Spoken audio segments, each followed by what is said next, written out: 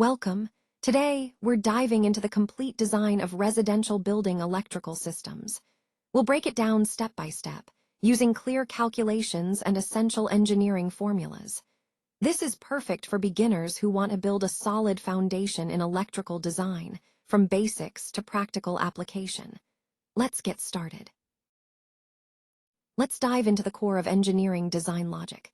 When we size protection devices, check thermal capacities, or calculate voltage drops, every step matters. Safety and compliance aren't just buzzwords, they're essential, especially in complex projects like a multi-story residential tower with 18 floors and 72 apartments. Our approach is exact and data-driven, relying on standard physical equations and consistent project parameters.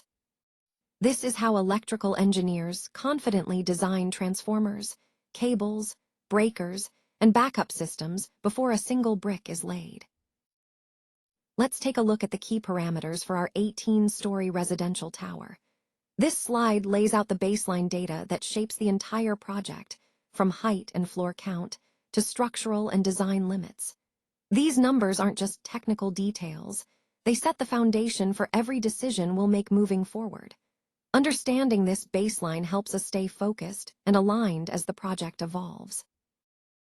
Let's start by laying out the system baseline parameters, the foundation for everything that follows. We're looking at a residential tower with a basement, ground floor, and 18 floors above, each housing 4 flats. That gives us a total of 72 apartments, each averaging about 120 square meters, a typical 3-bedroom size. The electrical system runs on a standard 415-volt, 3-phase supply from the utility, stepping down from an 11 kilovolt high-voltage grid input. We aim for a power factor of 0.95 lagging, and the transformer impedance is set at 6%. These values set the stage for our design and engineering decisions. Now, let's dive into how we figure out load schedules for apartments and common utilities. This process starts with connected load analysis, essentially, identifying all the electrical devices and systems that will draw power. By understanding each connection, we can estimate the total demand and plan accordingly. It's a crucial step to ensure the building's electrical system is reliable, efficient, and safe for everyone who uses it. Let's talk about connected load principles. To figure out the total connected load, we start by looking at each flat's individual demand. Then, we add in the requirements for all the common areas and infrastructure. The total connected load is basically the sum of every piece of electrical equipment in the building, assuming everything runs at full capacity. This gives us a clear picture of the maximum electrical demand the facility could place on the system.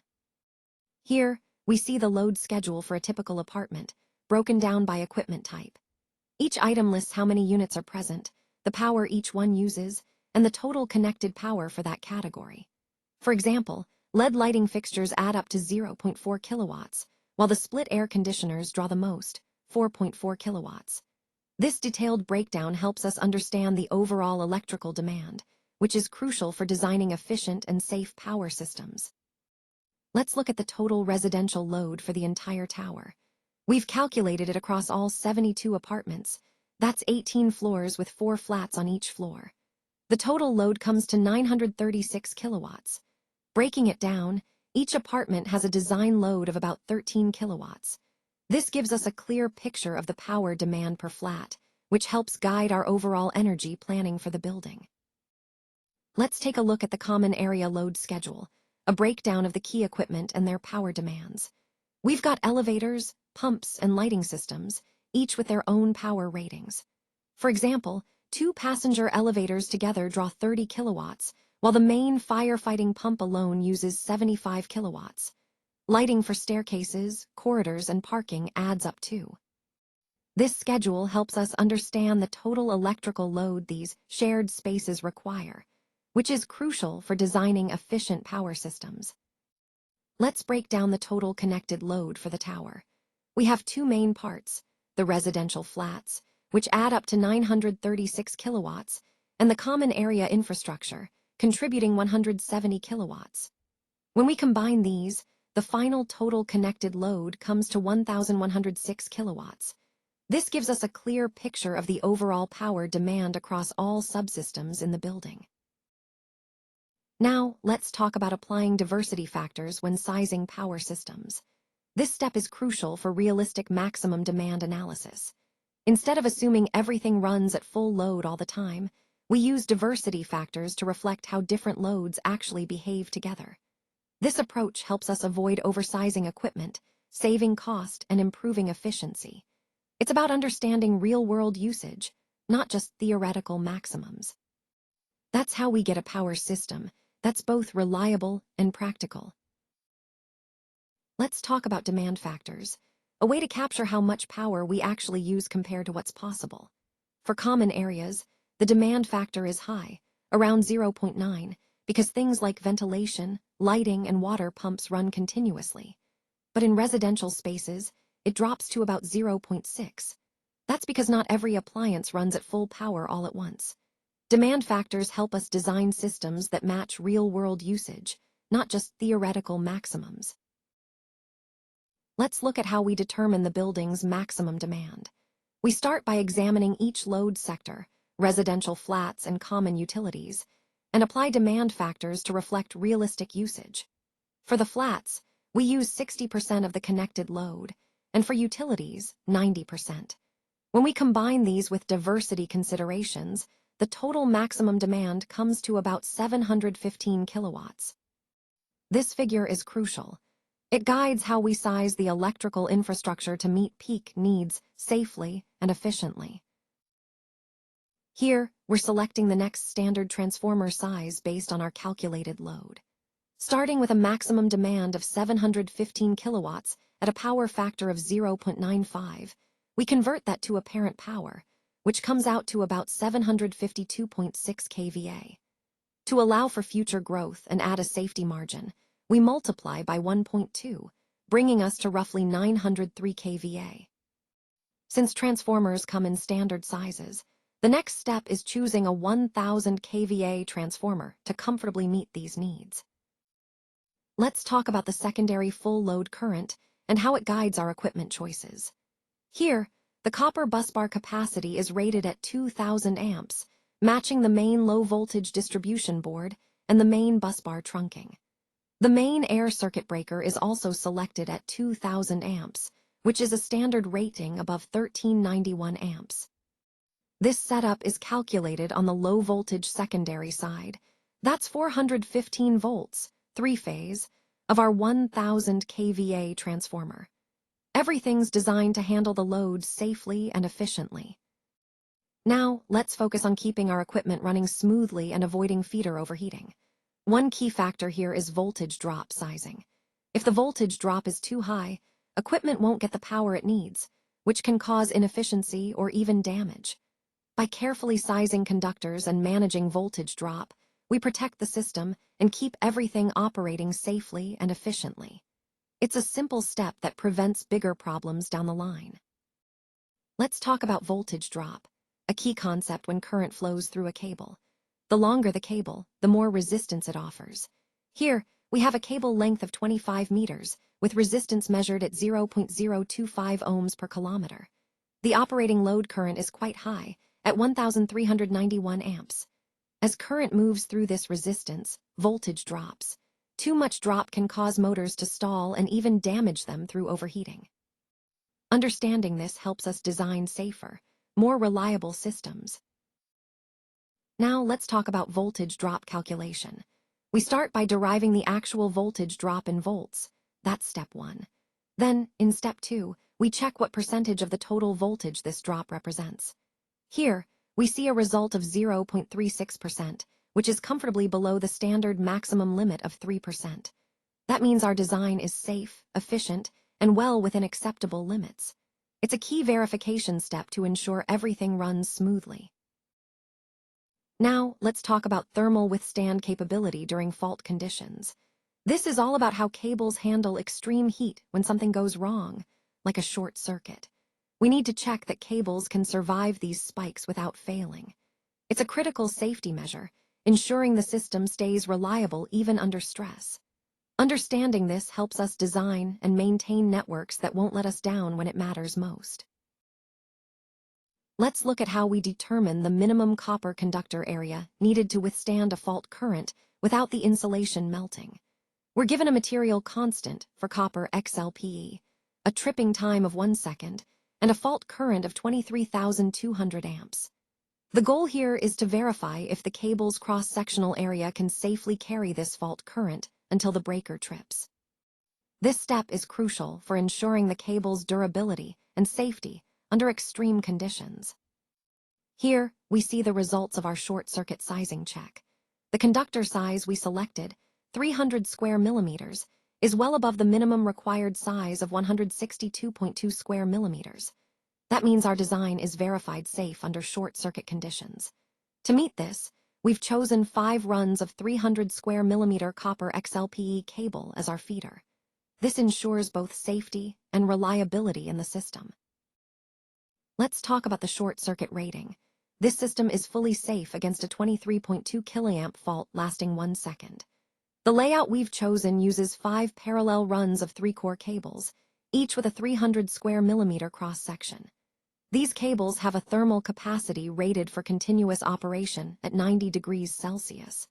We're using copper conductors with XLPE insulation, armored for extra protection.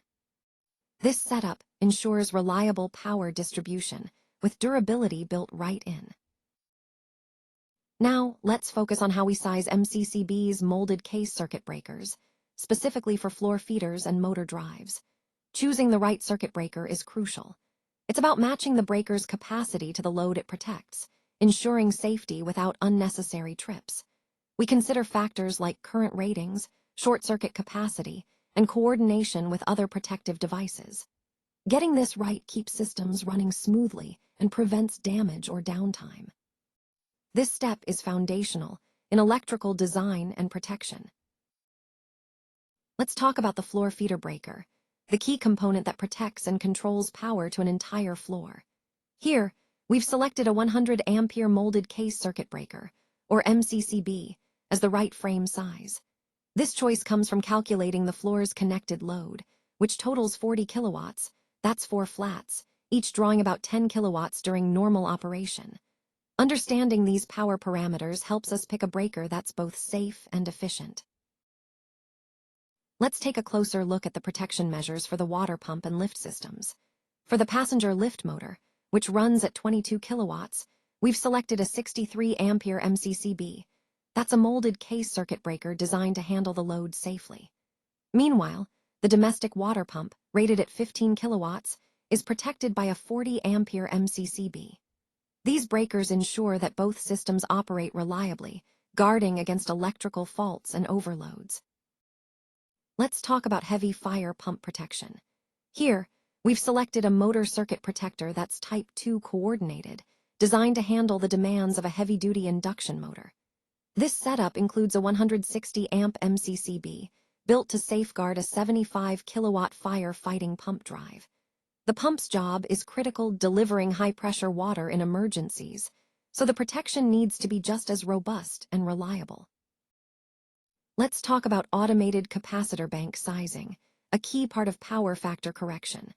This process helps us optimize the electrical system by automatically adjusting the capacitor banks to improve efficiency. By doing this, we reduce energy losses, lower electricity costs, and maintain voltage stability. It's a smart way to keep power quality high without constant manual intervention. Automated sizing means the system adapts in real time, responding to changing loads and conditions seamlessly. Let's talk about sizing the APFC capacitor bank. We've selected a standard 350 kVAR detuned panel for this. Initially, the power factor is 0.8 lagging, which means the system is less efficient. Our goal is to improve it to 0.95 lagging. By calculating the difference in reactive power demand, we find we need about 302 kVAR of compensation for a 715 kW load. This adjustment helps reduce losses and boosts overall system efficiency. Let's talk about sizing diesel generators and UPS systems for emergency backup power. Getting this right means your critical systems stay up and running when the grid goes down. It's about matching capacity to demand, not too small or you risk failure, and not too big, or you waste resources. We'll explore how to balance reliability, efficiency, and cost, so your backup power is ready when you need it most. Now, let's look at the emergency load schedule, a critical piece in ensuring safety systems stay powered when it matters most. This table breaks down the electrical load for each key piece of emergency equipment.